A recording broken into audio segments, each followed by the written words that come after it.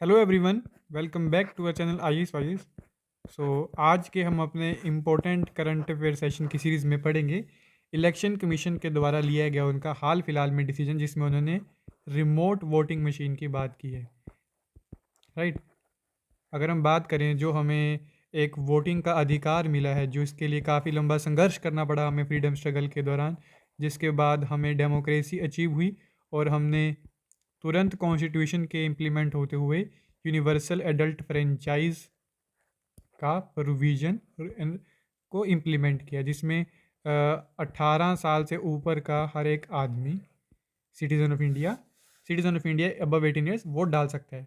आइए अब हम जानते हैं कि ईसीआई का जो न्यू नोटिफिकेशन है रिमोट वोटिंग मशीन को लेकर वो क्या है, और किस डाटा के बिहाफ पर ईसीआई ने डिसीजन लिया है, और कैसे ये हमारी इलेक्टोरल डेमोक्रेसी को और भी स्ट्रेंथन करेगा आने वाले टाइम में। तो अब चलते हैं ईसीआई के पीआईबी रिलीज की तरफ। जी, तो ये रही वो न्यूज़ कि ECI ready to pilot remote voting for domestic migrants, migrant voter need not travel back to home state. अब ये जो डाटा है, जो भी ईएबी का प्रेस रिलीज है, यही सब न्यूज़पेपर में भी यही है, तो हम वहाँ पर इसको अच्छा कंपाइल्ड है, वहाँ से इसको डायरेक्टली कवर करते हैं। चलिए,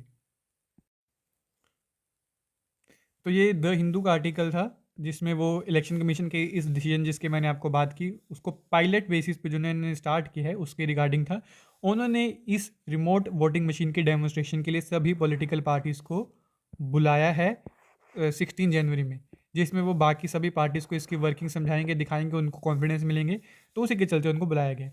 अब ये डाटा हमारे लिए कौन सा इंपॉर्टेंट है, इसको देखिए। एज पर सेंसस 2011, 45.36 करोड़ ऑफ पॉपुलेशन हमारी माइग्रेंट है, यानी कि 37% पॉपुलेशन कंट्री की माइग्रेंट है। उसमें भी अगर हम बात करें जितनी माइग्रेंट पॉपुलेशन है, तो उसमें से 75%, जो डाटा यहाँ पर दे रखा है, 75% of them are migrant on account of marriage and other family related reasons. कि जो ये 37% पॉपुलेशन हमारी माइग्रेंट है, उसमें से भी 75% जो लोग हैं they are migrant due to marriage and other family related reason. अब हम नेक्स्ट बात करें, हमारी कंट्री में अराउंड 90 करोड़ के आसपास जो रजिस्टर्ड वोटर्स हैं। ठीक है, अब इस रजिस्टर्ड वोटर में से तकरीबन 30 करोड़, यानी कि आप बोल सकते हैं अप्रोक्सीमेट 1/3 ने वोटिंग नहीं डाली थी। यानी कि जो 2019 के जनरल इलेक्शंस हुए थे, इसमें जो हमारा वोटर जो एनरोलमेंट था, जिन्होंने वोट डाला, तो अराउंड वो 67% था। तो तकरीबन तकरीबन 2/3 ने वोट डाला। तो जो 1/3 ने वोट नहीं डाला, उसके पीछे एक कारण ईसीआई के द्वारा ये देखा गया कि जो माइग्रेंट्स हैं, जो किसी दूसरे स्टेट में इंटर स्टेट या जो इंट्रा स्टेट माइग्रेशन होता है, उसके चलते कुछ लोगों का जो रुचि है वो नहीं रहती अपने स्टेट में वापस जाने की या अपनी कॉन्स्टिट्यूएंसी में वापस जाके वोट डालने का, जिस कारण से ये जो वोटिंग एनरोलमेंट है इसमें एक डिक्लाइन देखा गया 2019 के जनरल इलेक्शन में। तो इसी बात को अंडरलाइन करते हुए, जो underlining the problem of the domestic migrants travelling back to their home, उनके अपने कॉन्स्टिट्यूंसी में वापस नहीं जाते, जिस कारण से जो वोटर टर्नआउट है वो अच्छा नहीं हुआ था। उसमें से भी माइग्रेशन बेस्ड डिसइनफ्रेंचाइजमेंट, फ्रेंचाइजमेंट आपको वोट डालने का अधिकार, जब वो आपको उसको आप इम्प्लीमेंट नहीं कर सकते, अब उसको एक्सरसाइज नहीं कर पा रहे, तो उसे हम डिसइनफ्रेंचाइजमेंट बोलते हैं। तो जो माइग्रेशन बेस्ड डिसइनफ्रेंचाइजमेंट है, ये एक आज के अगर युग में बात करें, जब इतना टेक्नोलॉजिकल एडवांसमेंट हो चुका है, तो आज के टाइम पे ऐसी बात करना है काफ़ी हमारे लिए बैकवर्ड साउंड करता है। तो उसी को ठीक करने के लिए इलेक्शन कमीशन ने अभी ये डिसीजन लिया। ये वही डाटा के 2019 के इलेक्शन में 67.4% इलेक्शन जो वोटर टर्नआउट था, लगभग 30 करोड़ जो इलेक्टर्स थे, उन्होंने अपना जो अधिकार है राइट टू वोट का, उसको एक्सरसाइज नहीं किया, जिसके चलते वोटर टर्नआउट में काफ़ी गिरावट देखा गया। अब उसमें से भी जो ये फिर इलेक्शन कमीशन एक डाटा है, election commission said that approximately 85% of internal migration is with in the states. तो अगर हम इंटरनल माइग्रेशन की बात करें, जो with in the country he migrate कर रहे हैं, उसमें से 85% हैं तो वो अपने ही स्टेट में माइग्रेट कर रहे हैं, किसी एक डिस्ट्रिक्ट से दूसरे डिस्ट्रिक्ट में जा रहे हैं अपने ही स्टेट में। राइट, तो ये डाटा है इंपॉर्टेंट, ये याद कर लीजिए। अब थोड़ा सा हम ईवीएम के बारे में जान लेते हैं कि ईवीएम, रिमोट ईवीएम, तो ईवीएम कब आया है ना, तो वो भी जानना हमारे लिए ज़रूरी होता है। अब हम चलते हैं उसकी तरफ। तो अब ईवीएम की बात करें, तो ईवीएम सबसे पहली बार कब यूज़ किया गया? तो ईवीएम सबसे पहली बार जब यूज़ किया गया था, तो वो थी बाई इलेक्शंस हुए थे उस समय। अगर हम बात करें 1982 में, नॉर्थ ये जीके टाइप क्वेश्चन है, इसको आप हल्का सा देख सकते हैं। तो नॉर्थ परावूर कॉन्स्टिट्यूएंसी थी केरला में, जहाँ पर इसको लिमिटेड पोलिंग बूथ्स में यूज़ किया गया था।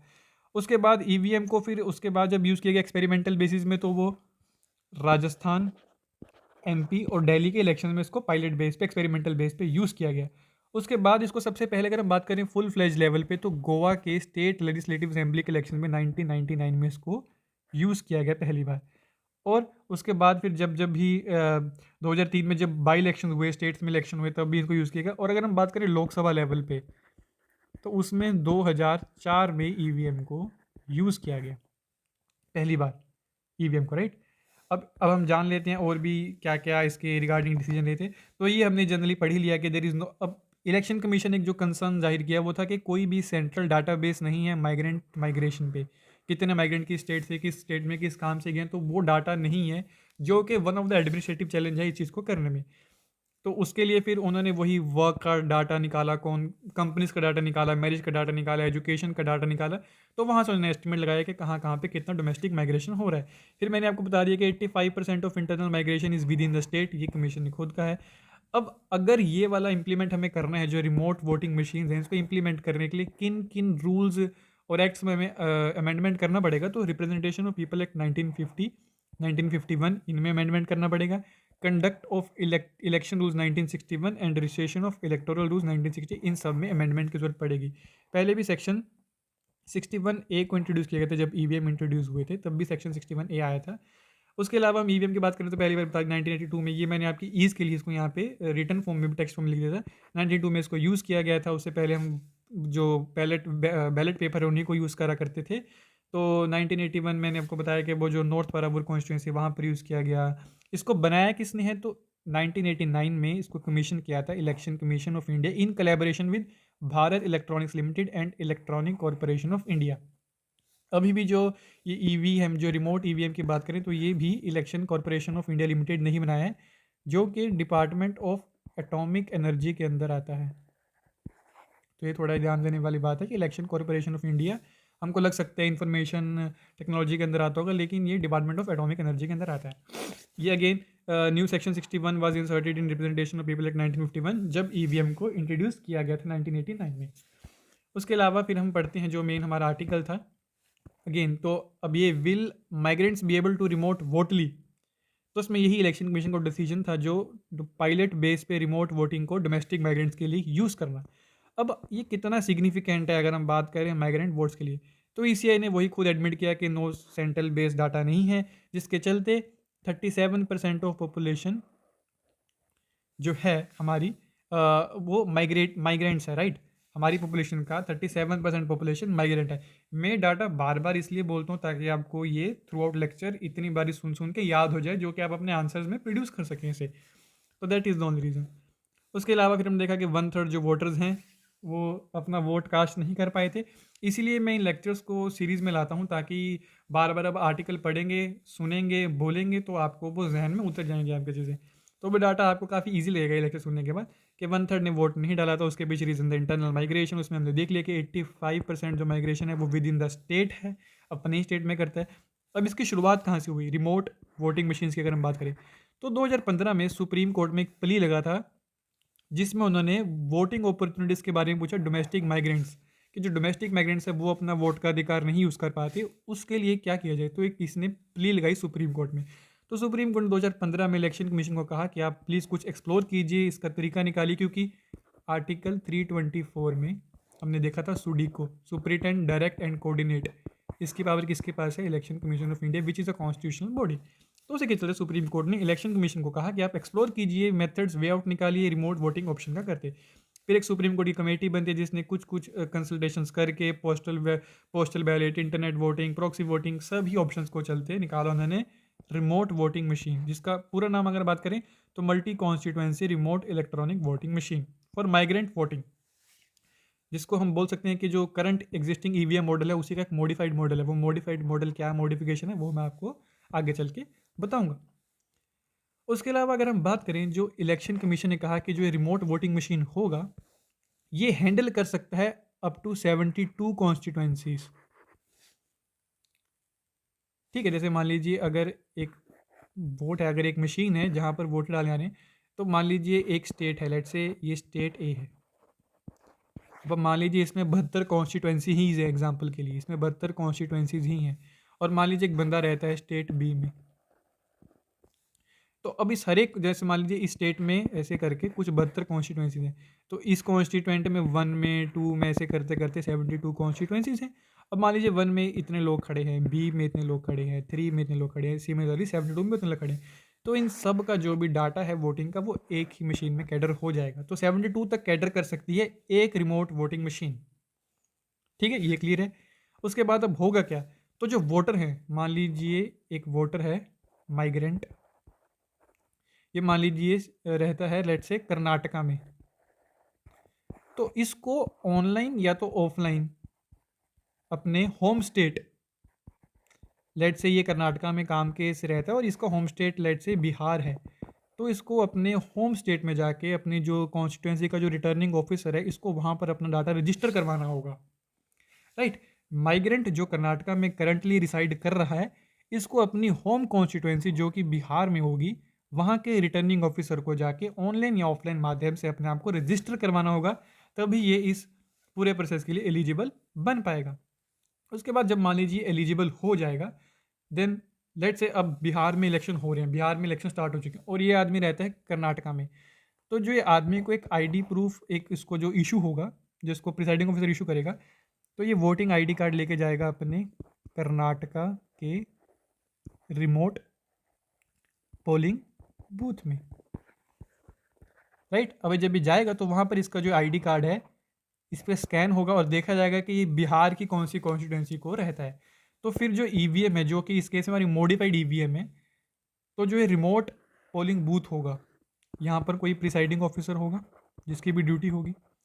तो जब वो प्रिसाइडिंग ऑफिसर इस माइग्रेंट का ये कार्ड स्कैन करेगा और देखेगा कि इसकी बिहार में XYZ कॉन्स्टिट्यूंसी बनती है, तो इस ईवीएम पे उस XYZ कॉन्स्टिट्यूंसी के सारे कैंडिडेट्स का नाम आ जाएगा। अब मान लीजिए कोई दूसरा बंदा आता है, ठीक है, लेट से उसकी कॉन्स्टिट्यूंसी ABC है, तो प्रिसाइडिंग ऑफिसर एक ऐसा इनपुट देगा जिससे इस ईवीएम पे ABC कॉन्स्टिट्यूंसी के सारे जो कैंडिडेट्स हैं उनका नाम आ जाएगा। सिमिलरली मान लीजिए किसी की EFG कॉन्स्टिट्यूंसी है, तो इसी सेम मशीन पे, एक ही ईवीएम पे इन सभी कॉन्स्टिट्यूंसीज का, जैसे हमने बात की 72 कॉन्स्टिट्यूंसीज का इसमें डाटा आ सकता है, तो ऐसे करके EFG के सभी कैंडिडेट्स का एक ही ईवीएम पे नाम आ जाएगा। आज के डेट में क्या होता है, मान लीजिए आपकी कॉन्स्टिट्यूंसी है लेट से पटना, आप एक अपने पोलिंग बूथ में जाएंगे तो वहाँ पे आप ही की कॉन्स्टिट्यूंसी के लोगों के नाम होंगे। ऐसा नहीं है कि इसमें थोड़ी देर में भागलपुर की कॉन्स्टिट्यूंसी के लोगों का नाम आ जाएगा, ऐसा नहीं होता ना अगर आप पटना में वोटिंग डाल रहे हैं। लेकिन ये जो मॉडिफाइड वाली है, इसमें क्या है, एक ही जगह में आप मान लीजिए ABC से बिलोंग करते हैं तो ABC के कैंडिडेट्स आ जाएंगे, आप XYZ से बिलोंग करते हैं तो XYZ के कैंडिडेट एक ही मशीन में आ जाएगा। राइट, मल्टीपल मशीन्स की जरूरत नहीं पड़ेगी। सिमिलरली एक रिमोट वोटिंग मशीन ऐसे 72 कॉन्स्टिट्यूंसीज के डाटा को कैटर कर सकती है। आज के टाइम पे EVM एक टाइम पे एक ही कॉन्स्टिट्यूंसीज के कैंडिडेट्स का नाम रखती है, लेकिन जो नई वाली होगी ये 72 का रख सकेगी। उसके बाद फिर अगर हम बात करें रिमोट वोटिंग मशीन, इसमें एक और नया आर्टिकल था, तो ये वही सब डाटा है जो हमने याद कर लिया, इसको आप देख सकते हैं काफ़ी ईजी है। इसमें ये डाटा इंपॉर्टेंट हमारे लिए जो हो जाता है वो ये है कि टाइम द टाइम जो वोटर इलेक्टोरल टर्नआउट है वो बढ़ता है। जैसे 2009 की बात करें तो 58% लोगों ने वोट डाला, 2014 की बात करें तो 66% लोगों ने वोट डाला, 2019 की बात करें तो 67.4% लोगों ने वोट डाला। तो ये आप अपने मेंस के आंसर में यूज़ कर सकते हैं इसको एक ग्राफ की फॉर्म में। अगर बात करें कि 2009 में कितने थे, 14 में कितने थे, 19 में कितने थे, तो ऐसे उड़ता जाता आप राइजिंग ग्राफ दिखा सकते हैं, जो कि आपके आंसर को डेफिनेटली थोड़ा एक अच्छा स्टैंड आउट ऑप्शन देगा आपके आंसर्स को। तो इसको डाटो का आप ऐसे यूज़ कर सकते हैं। अगेन 2015 में सुप्रीम कोर्ट ने इलेक्शन मिशन कहा एक्सप्लोर करने के लिए, 16 में एक्सप्लोर करके उन्होंने ऐसे करते करते कुछ आंसर्स थे। चैलेंजेस क्या क्या आते हैं, तो कुछ अनआंसर्ड क्वेश्चंस हैं कि what will be the definition of domestic migrant. फिर इंटरनेट वोटिंग को उन्होंने देखा, कंसीडर ऑप्शन किया, प्रॉक्सी वोटिंग किया, अर्ली वोटिंग किया, पॉसिबलेट किया, पैनल इवैल्यूएट किया, तो उसके बाद फिर इलेक्टोरल रोल बनेगा कैसे। राइट, तो वो भी एक चैलेंज है। अब मान लीजिए एक स्टेट में तो बहुत अलग अलग स्टेट्स के लोग आते हैं, अलग अलग कॉन्स्टिट्यूंसीज के होंगे, तो वो सब एक एडमिनिस्ट्रेटिव चैलेंज है जिस पे काम होगा अभी धीरे धीरे आने वाले टाइम में, क्योंकि अभी तो ये पायलट बेसिस पर ही है। तो वही election corporation of India which is under department of atomic energy, उसने मॉडिफाइड वर्जन निकाला है EVM का। उसके अलावा ये हमने देख लिया कि 72 कॉन्स्टिट्यूंसी का जो है डाटा वो एक ही रिमोट वोटिंग मशीन में सिंगल रिमोट पोलिंग बूथ पे आ जाएगा। लेकिन अभी तो इलेक्शन कमीशन ने उसको पायलट बेस पे रन करने की ही बात की है, जिसके चलते उन्होंने सभी वोटिंग पॉलिटिकल पार्टीज़ को बुलाया है देखने के लिए कि कैसे इसका इम्प्लीमेंटेशन होगा। अब हम बात कर लेते हैं प्री के एस्पेक्ट से इंपॉर्टेंट क्या है। तो ये लाइन काफ़ी इंपॉर्टेंट है, पूरा का पूरा पैरा मैं आपको पढ़ देता हूँ। तो RVM is a stand alone non networked machine, the EC Election Commission has said in concept note. Instead of paper ballot sheet, the RVM will have a dynamic ballot display. Dynamic ballot display क्या है? जो मैंने आपको बात की ना कि अगर आप ABC से बिलोंग करते हैं तो सेम ही मशीन पे ABC के कैंडिडेट्स का नाम आ जाएगा। अगर आप XYZ से बिलोंग करते हैं तो ये उसी XYZ के कॉन्स्टिट्यूएंसी के कैंडिडेट्स का नाम आ जाएगा। अब क्यों? क्योंकि ये पूरी की पूरी स्क्रीन डिजिटल है। अब जो बटन दबाएंगे उसी के हिसाब से डिजिटल स्क्रीन पे वो डिस्प्ले हो जाएगा। तो ये डायनेमिक है। आज के टाइम पे क्या है, पेपर बैलेट शीट रहती है एक, वो फिक्स है। अभी नया क्या कंसेप्ट निकाला है डायनेमिक बैलेट डिस्प्ले का, कि जो आप बटन दबाएंगे ABC दबाएंगे इनपुट देंगे मशीन में तो उसके कैंडिडेट्स का आ जाएगा, XYZ देंगे तो उसका आ जाएगा। तो ये डायनेमिक बैलेट डिस्प्ले का इसके अंदर एक फीचर डाला गया है। और डिवाइस साइमल्टेनियसली वीवीपैट, इसमें साथ वीवीपैट भी रहेगा। वीवीपैट जो होता है कि जिसको आपने वोट डाला उस कैंडिडेट का नाम, उसकी पार्टी सिंबल प्लस आपकी कॉन्स्टिट्यूएंसी, उसका नाम भी इस वीवीपैट में आएगा, so that voter can verify the units will save the number of vote for each candidate in each constituency. लेकिन अभी इंपॉर्टेंट बात, according to election commission the RVM like EVM will not be connected to the internet. जो RVM है वो internet से connected नहीं रहेगा, ठीक है, क्योंकि जो EVM है EVM भी इंटरनेट से कनेक्टेड नहीं रहता है। सिमिलरली RVM भी इंटरनेट से कनेक्टेड नहीं रहेगा। द रिमोट जो अपना जो RO होगा in the remote location will load the symbol of, जो रिटर्निंग ऑफिसर होगा, ऑब्वियस बात है, the returning officer in the remote location will load the symbol of candidate on to the unit using a stand alone non connected laptop in the presence of representative parties and candidates. ये आज की date में भी होता ही है, तो वही सब चीज़ रहेगा। अब इसमें ऑब्वियस ही बात है, अपोजिशन कुछ अपने रिएक्शंस देगी, कुछ अपने इनपुट देगी, तो उसी के चलते इन्होंने उसी को पहले कंसल्टेशन करते 16 जनवरी को इन्होंने सभी पार्टीज़ के लोगों को बुलाया है और इसमें उनके इनपुट्स लेंगे। अब एक जो इशू है मॉडल कोड ऑफ कंडक्ट, आपको पता होगा जब भी वोटिंग की डेट्स अनाउंस होती हैं तो कुछ समय बाद एक MCC लग जाता है, जिसमें कोई भी पार्टी नया इनिशिएटिव वगैरह इशू या उसको अनाउंस नहीं कर सकती। अभी वही बात कर रहे थे, मान लीजिए बिहार में इलेक्शंस हैं और कुछ उनके लोग कर्नाटका में रहते हैं जो वोटर्स हैं, माइग्रेंट वोटर्स। अब ये तो वोटिंग डालेंगे कर्नाटका में, तो MCC क्या कर्नाटका के उस जगह पर भी अप्लाई होगा? राइट, ये जनरल क्वेश्चन बनता है ना कि MCC बिहार में तो लागू होगा क्योंकि वहाँ पे इलेक्शंस हो रहे हैं, पर क्या कर्नाटका में भी कुछ रीजन में MCC लागू हो जाएगा? वो कैसे होगा, किस लेवल तक होगा, उसकी क्या कोऑर्डिनेशन बैठेगी, कौन मॉनिटर करेगा? तो वो सब चैलेंजेस अभी भी हैं। प्लस एक डेफिनेशन ऑफ माइग्रेंट तो एक है ही कि उसको एक डिफाइन ऐसे किया जाए। तो इन्हीं सब के चलते ये लेक्चर था हमारा EVM का। मैं देख लेता हूँ कुछ रह तो नहीं गया हमारा। तो ये वही है कि अदर इश्यूज़, अब इश्यूज़ की अगर हम बात करें, इश्यूज़ क्या कहते हैं, तो वही है कि सबसे पहले how to define a migrant in respect of retaining registration at the original place. उसके अलावा तो other issue model implementation of model conduct of in remote areas, कि जहाँ पर माइग्रेंट रहता है उसको रिमोट एरिया बोल रहे हैं, तो वहाँ पे कैसे रहेगा उसका नाम, है ना।